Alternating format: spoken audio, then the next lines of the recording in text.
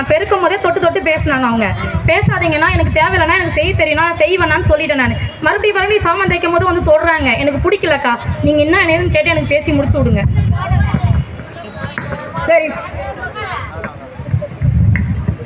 இப்போ வீட்டு வேலை தொழிலாளிகளுக்கு முன்னால தான் நீங்கள் என்ன செய்தாலும் அதை பட்டுக்கிட்டு அவங்க போயிட்டு இருந்தாங்க. ஆனால் இன்னைக்கு அவங்களுக்கும் சில சட்டங்கள் இருக்குது. அவங்கள நீங்கள் பாலியல் ரீதியாக வன்முறை செய்தால் அவங்களும் வழக்கு போட்டு அவங்களுக்கான நீதியை தேட முடியும். அதோடு அவங்களுக்கு என்ன கஷ்டம் வந்தாலும் அவங்களுக்கு இன்னைக்கு சட்டங்கள் வழியாக அவங்களுக்கு நியாயமான ஊதியம், அவங்களுக்கு வருகிற பிரச்சனைகள் அனைத்துக்கும் இன்னைக்கு வழக்கு போட்டு அதற்கான நிவாரணத்தை தேடுறதுக்கான ஒரு சூழலை இன்னைக்கு ILO சர்வதேச தொழிலாளர் அமைப்பும் உருவாக்கியுள்ளது. நம்ம தமிழ்நாட்டிலேயும் வாரியம் தொழிலாளர்களுக்கு வாரியம் இருக்குது. அதோடு அவங்களுக்காக குறைந்தபட்ச ஊதிய சட்டம் இருக்குது. அவங்களுக்கு தனி வாரியம் இருக்கிறது. அதனால நீங்க வீட்டில் வேலை செய்கிற முதலாளிகள் தொழிலாளியை ஒரு தொழிலாளியாக மதித்து அவங்களையும் தொழிலாளியின் அங்கீகாரத்தோடு நடத்துவது நல்ல விதமாக இருக்கும் என்று உங்களுக்கு கூறிக்கொள்கிறோம். தானே தானே தரணே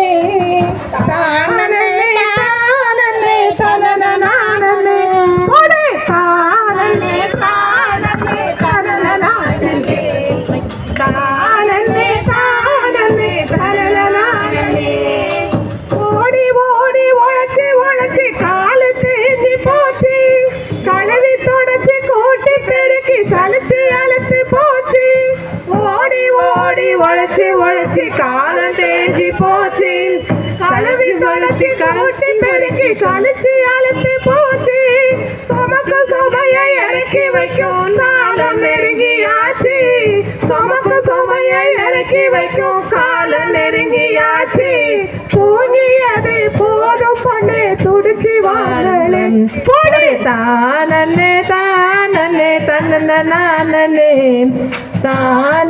தானே தானே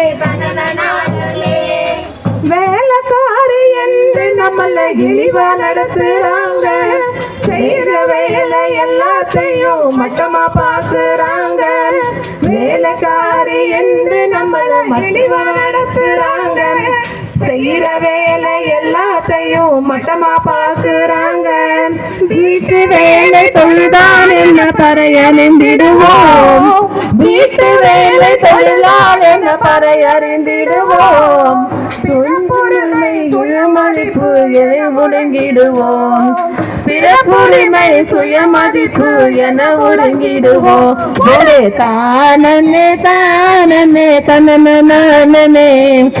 தானே